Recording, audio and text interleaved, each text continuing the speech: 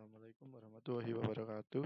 Perkenalkan, nama saya Arya Dimas Saputra dengan NIM 220512140450 dari kelas Sistem Informasi 2022B. Kali ini saya akan mempresentasikan materi media penyimpanan pada mata kuliah Sistem Operasi. Jadi, apa itu media penyimpanan?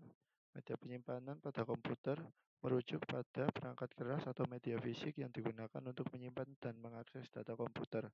Media penyimpanan berfungsi untuk menyimpan berbagai jenis informasi seperti program, file, dokumen, gambar, video, dan data lainnya. Kemudian terdapat beberapa contoh media penyimpanan. Pertama yaitu HDD atau hard disk drive. HDD adalah media penyimpanan yang paling umum digunakan pada komputer.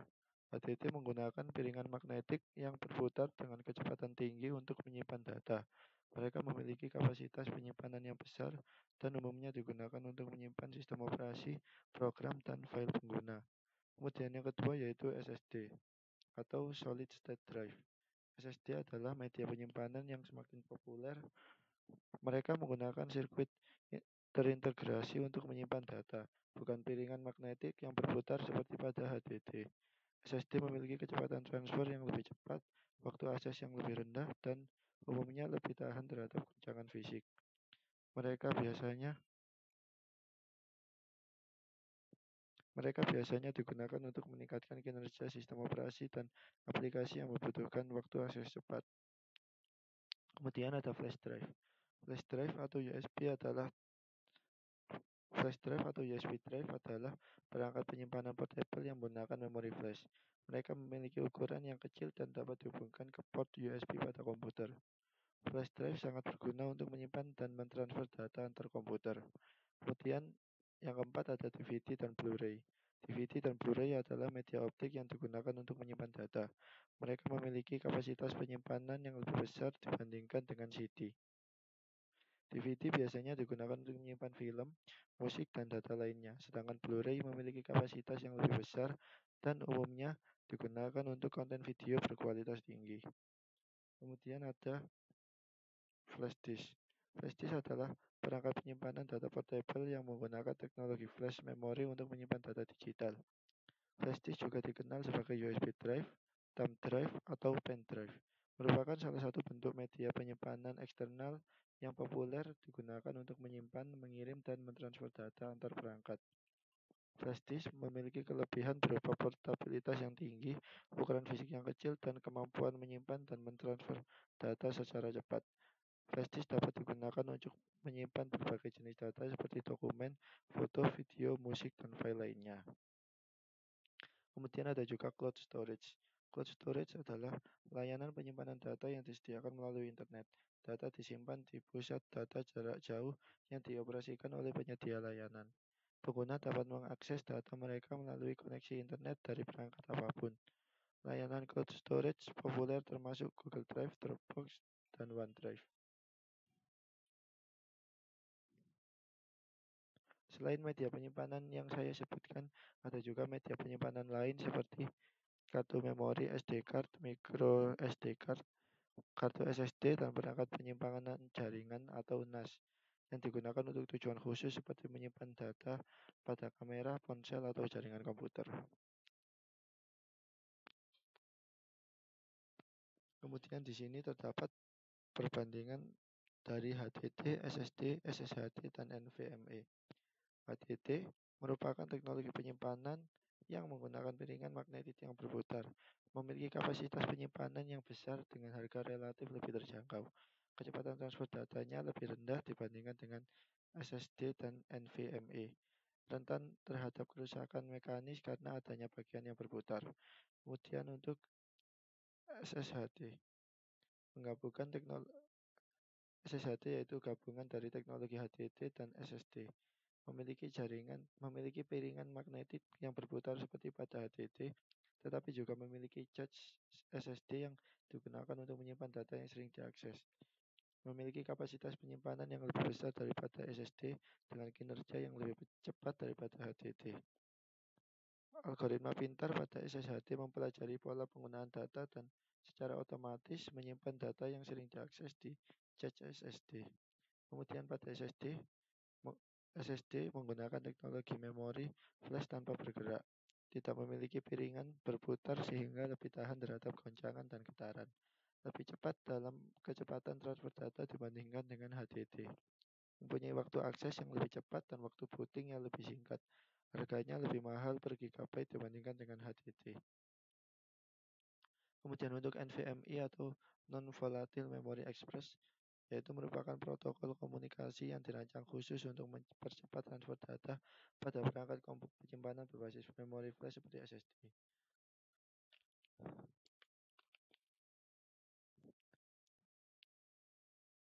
Lebih cepat daripada SSD yang menggunakan antarmuka SATA, menggunakan jalur PCLE atau Peripheral Component Interconnect Express yang lebih cepat dibandingkan dengan SATA. Menawarkan kecepatan transfer data yang jauh lebih tinggi dan latensi yang lebih rendah dibandingkan dengan SSD yang menggunakan SATA. Secara umum, perbedaan utama antara HDD, SSD, SSHD, dan NVMe terletak pada teknologi yang digunakan, kecepatan transfer data, kecepatan akses dan goncangan, kapasitas penyimpanan dan harga. Pilihan yang tepat tergantung pada kebutuhan dan anggaran Anda. Kemudian perbandingan antara HDD dan SSD. Pada bagian kecepatan, SSD jauh lebih cepat daripada HDD dalam hal kecepatan transfer data. SSD menggunakan sirkuit terintegrasi dan memori flash untuk menyimpan dan mengakses data, yang memungkinkan akses data yang lebih cepat dan waktu pencarian yang lebih singkat. Sebagai perbandingan, HDD menggunakan piringan magnetik yang berputar dan kepala baca atau tulis mekanik yang menghasilkan kecepatan transfer data yang lebih lambat. Kemudian untuk kinerja, SSD memiliki waktu akses yang jauh lebih cepat daripada HDD. Ini berarti bahwa sistem yang menggunakan SSD akan lebih responsif dan dapat memuat aplikasi dengan file dengan lebih cepat. HDD karena mekanisme piringan yang berputar membutuhkan waktu untuk menggerakkan kepala baca atau tulis ke posisi yang benar sebelum dapat membaca atau menulis data. Kemudian untuk ketahanan, SSD lebih tahan terhadap goncangan fisik dan getaran karena tidak memiliki bagian yang bergerak secara mekanis. HDD dengan piringan yang berputar dan kepala baca atau tulis yang sensitif lebih rentan terhadap kerusakan jika terjatuh atau terkena guncangan keras. Kemudian untuk harga, secara umum HDD menawarkan kapasitas penyimpanan yang lebih besar dengan harga yang lebih rendah dibandingkan dengan SSD. Dengan harga yang relatif lebih murah, HDD masih menjadi pilihan yang baik untuk menyimpan data besar seperti file multimedia dan arsip yang jarang diakses. Kemudian untuk efisiensi energi, SSD menggunakan daya yang lebih sedikit daripada HDD karena tidak ada bagian yang bergerak secara mekanis. SSD menghasilkan panas yang lebih sedikit dan membutuhkan daya yang lebih rendah untuk beroperasi. Hal ini membuat SSD menjadi pilihan yang lebih baik untuk perangkat mobile seperti laptop yang membutuhkan daya efisien untuk memperpanjang masa pakai baterai. Jadi secara keseluruhan, SSD menawarkan kecepatan, kinerja, dan daya tahan yang lebih baik dibandingkan dengan HDD. Namun, HDD masih menjadi pilihan yang baik untuk kebutuhan penyimpanan data besar dengan anggaran terbatas. Dalam banyak kasus, kombinasi dari kedua jenis drive ini dapat digunakan dengan SSD digunakan untuk sistem operasi dan aplikasi yang sering digunakan. Sedangkan HDD digunakan untuk penyimpanan data yang lebih luas dan arsip.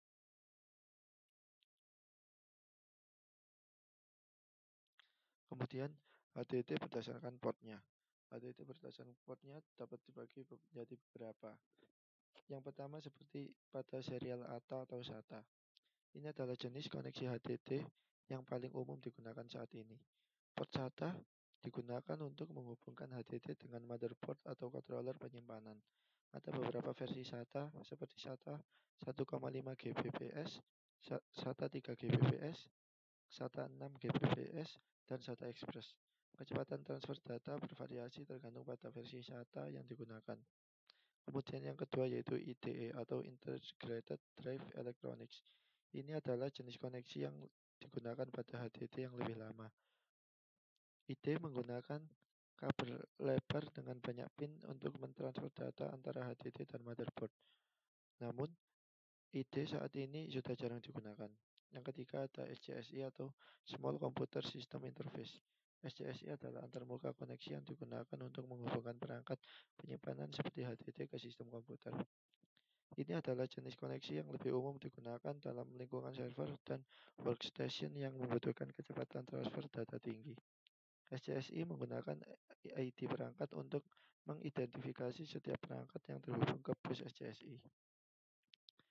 Dan yang ada juga ATA atau Advanced Technology Attachment adalah antarmuka standar untuk menghubungkan perangkat penyimpanan seperti hard drive dan solid state drive atau SSD ke komputer. Ini juga bisa disebut sebagai IDE. ATA telah berkembang dari waktu ke waktu dan ada beberapa iterasi standar.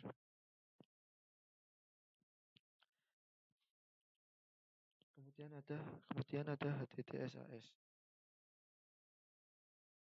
atau Serial Attached SCSI. HDD-SAS adalah jenis hard disk drive yang menggunakan antarmuka SAS untuk menghubungkan ke sistem komputer. Dan berikut adalah beberapa informasi yang dapat saya berikan tentang HDD-SAS.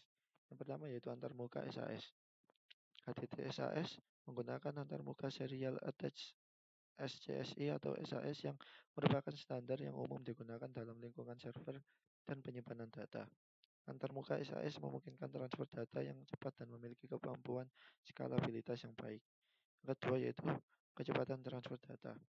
HDD SAS biasanya memiliki kecepatan transfer data yang lebih tinggi dibandingkan dengan HDD SATA atau serial ATA yang umum digunakan dalam komputer konsumen. Kecepatan transfer data HDD SAS dapat mencapai 12 Gbps atau lebih. Kemudian kinerja yang baik. HDD SAS dirancang untuk digunakan dalam lingkungan server dan penyimpanan yang membutuhkan kinerja tinggi. Mereka biasanya memiliki kecepatan putar yang lebih tinggi, cache yang lebih besar, dan waktu akses yang lebih cepat dibandingkan dengan HDD SATA. Kemudian, keandalan dan ketahanan. HDD SAS seringkali lebih andal dan tahan terhadap beban kerja yang berat dibandingkan dengan HDD SATA. Mereka dirancang untuk digunakan dalam lingkungan yang membutuhkan ketahanan, seperti pusat data dan server bisnis. Kemudian untuk skalabilitas, HDD SAS mendukung kemampuan penggantian panas atau hot swappable yang memungkinkan penggantian zip drive tanpa harus mematikan sistem. Hal ini sangat berguna dalam lingkungan server yang membutuhkan ketersediaan yang tinggi. Sedangkan untuk harga, HDD SAS umumnya lebih mahal daripada HDD SATA karena kinerja dan fitur yang lebih tinggi. Harga HDD SAS cenderung lebih terjangkau daripada SSD SAS, tetapi masih relatif mahal dibandingkan dengan HDD SATA. HDD SAS sangat cocok untuk digunakan dalam lingkungan server, penyimpanan berkinerja tinggi, dan aplikasi yang membutuhkan keandalan dan kinerja yang tinggi. Namun, untuk penggunaan pribadi atau komputer konsumen biasa, HDD SATA mungkin sudah memenuhi kebutuhan dengan harga yang lebih terjangkau. Kemudian, saya akan memberi penjelasan terkait perbedaan flash disk USB versi pertama, kedua, dan ketiga. Flash disk versi 1, 2, dan 3 mengacu pada perbedaan dalam standar USB atau Universal Serial Bus yang digunakan oleh flash disk tersebut. Berikut adalah perbedaan antara USB versi 1, versi 2, dan versi 3. USB versi 1 atau USB 1.0 dan 1.1 memiliki kecepatan transfer data maksimum. USB 1.0 memiliki kecepatan transfer data maksimum 1,5 Mbps, sementara USB 1.1 dapat mencapai 12 Mbps. Kemudian kecepatan transfer yang lebih lambat, USB versi 1 memiliki kecepatan transfer yang lebih rendah dibandingkan dengan versi yang lebih baru. Untuk dukungan terbatas untuk daya, USB versi 1 memberikan daya terbatas kepada perangkat yang terhubung. Namun, USB versi 1 jarang digunakan saat ini karena kecepatan transfer yang rendah. USB versi 1 jarang digunakan pada flash disk modern. Kemudian untuk USB versi 2 atau USB 2.0. USB 2.0 memiliki kecepatan transfer data maksimum sebesar 480 Mbps, lebih cepat daripada USB versi 1. USB versi 2 menghadirkan peningkatan signifikan dalam kecepatan transfer data dibandingkan dengan versi sebelumnya. USB 2.0 menyediakan daya yang lebih baik untuk perangkat yang terhubung. USB 2.0 juga lebih umum digunakan dengan standar yang umum digunakan pada flash disk saat ini. Banyak komputer dan perangkat elektronik lainnya yang mendukung USB 2.0. Kemudian untuk USB versi 3 atau USB 3.0 dan 3.1. Kecepatan transfer data maksimum USB 3.0 memiliki kecepatan yang jauh lebih besar, yaitu dengan transfer data maksimum 5 Gbps, sementara USB 3.1 dapat mencapai 10 Gbps atau lebih. USB versi 2.0 juga lebih cepat. USB versi 3 juga lebih cepat dari versi 2. USB 3.0 dan 3.1 memberikan peningkatan signifikan dalam kecepatan transfer data dibandingkan dengan USB 2.0. Efisiensi energi yang lebih baik. USB 3.0 dan 3.1 lebih efisien dalam penggunaan daya daripada versi sebelumnya. USB versi 3.0 juga flash disk USB versi 3.0 juga kompatibel dengan port USB versi 2, meskipun dengan kecepatan transfer yang lebih rendah. USB 3.0 dan 3.1 lebih semakin umum digunakan pada flash disk modern dan banyak perangkat elektronik mendukung standar ini. Dalam memilih flash disk USB, penting untuk memperhatikan versi USB yang didukung oleh perangkat Anda dan mempertimbangkan kebutuhan transfer data dan ketersediaan port USB pada perangkat lain yang akan terhubung.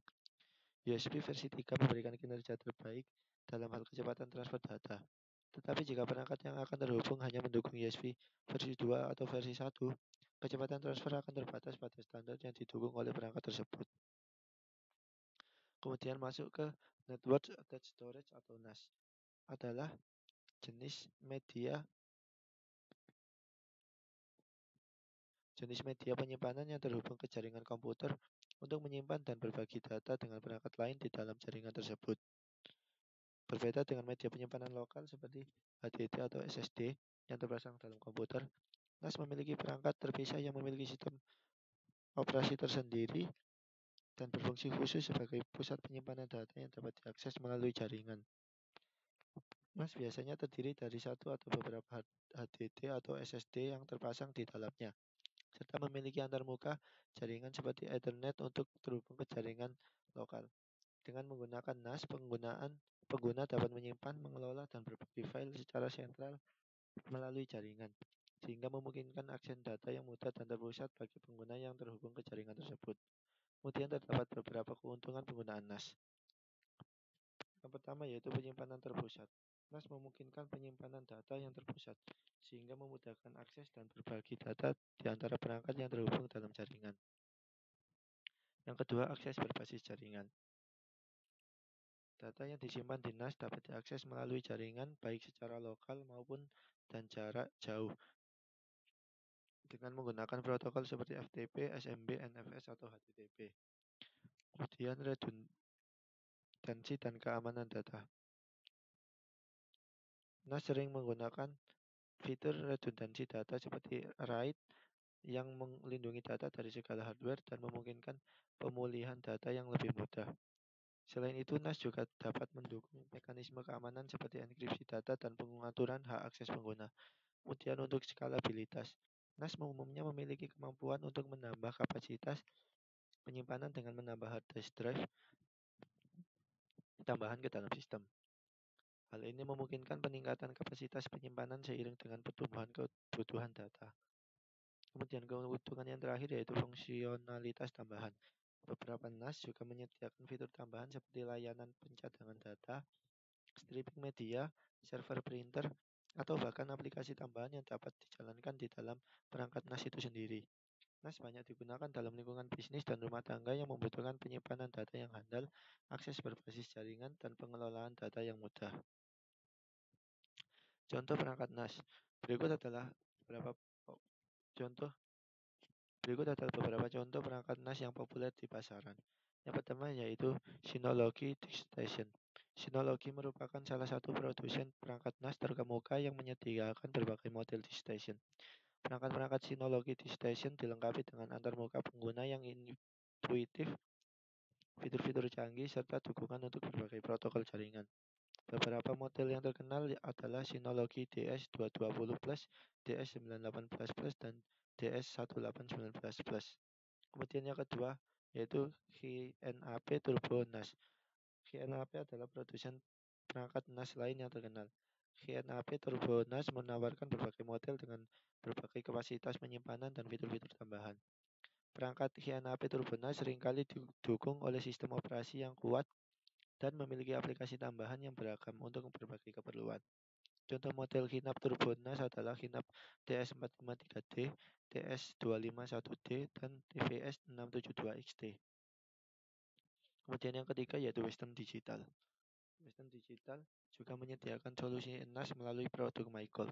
MyGold perlu menyediakan penyimpanan terhubung ke jaringan yang mudah digunakan dan dilengkapi dengan fitur-fitur seperti pencadangan otomatis, akses jarak jauh, dan integrasi dengan layanan cloud populer. Beberapa model MyCloud yang terkenal adalah MyCloud AX2 Ultra dan MyCloud Pro Series. Yang keempat yaitu Asus Store AS Series. Asus Store merupakan produsen perangkat NAS yang menawarkan berbagai model di lini produk AS Series. Perangkat Asus Store AS Series menawarkan kinerja yang handal, fleksibilitas, dan antarmuka yang mudah digunakan. Beberapa contoh model Asus Store AS Series adalah AS6404T, AS5202T, dan AS6204RD. Yang terakhir yaitu Seagate Personal Cloud. Seagate Personal Cloud adalah solusi penyimpanan jaringan dari produsen perangkat penyimpanan terkemuka Seagate. Perangkat ini dirancang untuk keperluan pribadi atau keluarga dengan kemampuan penyimpanan data terpusat dan akses dari berbagai perangkat. Seagate Personal Cloud tersedia dalam berbagai kapasitas dan konfigurasi. Perlu diingat juga bahwa ini hanya beberapa contoh perangkat NAS yang ada di pasaran dan terdapat banyak produsen dan model lainnya. Pilihan perangkat NAS yang tepat tergantung pada kebutuhan spesifik dan anggaran yang dimiliki. Sebaiknya melakukan riset lebih lanjut dan mempertimbangkan fitur-fitur yang diinginkan sebelum membeli perangkat NAS. Kemudian masuk ke RAID. RAID adalah singkatan dari Redundant Array of Independent Disk, atau dalam bahasa Indonesia dikenal sebagai array berlebih dari disk independen. Ini adalah metode yang digunakan untuk menggabungkan beberapa disk fisik menjadi satu entitas penyimpanan yang lebih besar, yang memberikan keuntungan dalam hal kecepatan, keandalan, atau keduanya.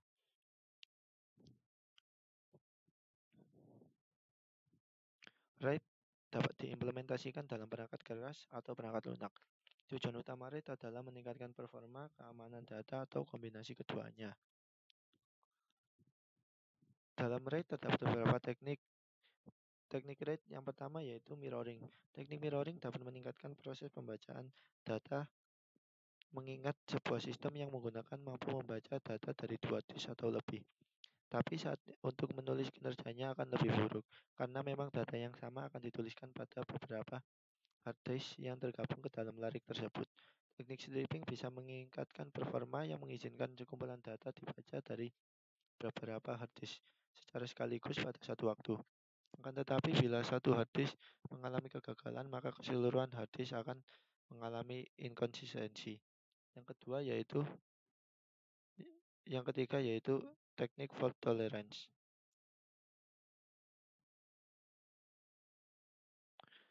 Juga pada umumnya akan menurunkan kinerja sistem karena data harus dihapus dari beberapa tempat dan juga harus dibandingkan dengan checksum yang ada. Maka desain sistem RAID harus mempertimbangkan kebutuhan sistem secara keseluruhan, sehingga perencanaan dan pengetahuan yang lebih baik dari seorang administrator jaringan sangatlah dibutuhkan. Larik-larik RAID modern umumnya menyediakan fasilitas bagi para pengguna untuk memilih konfigurasi yang diinginkan dan tentunya sesuai dengan kebutuhan. Kemudian, pada RAID terdapat beberapa level. Berikut adalah beberapa contoh level RAID yang sering digunakan. Yang pertama yaitu RAID 0 atau stripping. Level ini membagi data ke beberapa disk dengan cara membagi blok data menjadi potongan-potongan kecil dan penyimpanan secara paralel di beberapa disk. RAID 0 meningkatkan kecepatan transfer data secara signifikan karena operasi I/O dapat dilakukan secara paralel dan beberapa disk. Namun RAID 0 tidak menyediakan tingkat redundansi, sehingga jika salah satu disk mengalami kegagalan, seluruh data pada array RAID dapat hilang. Yang kedua yaitu RAID 1 atau mirroring. Level ini melibatkan replikasi data di antara dua disk atau lebih.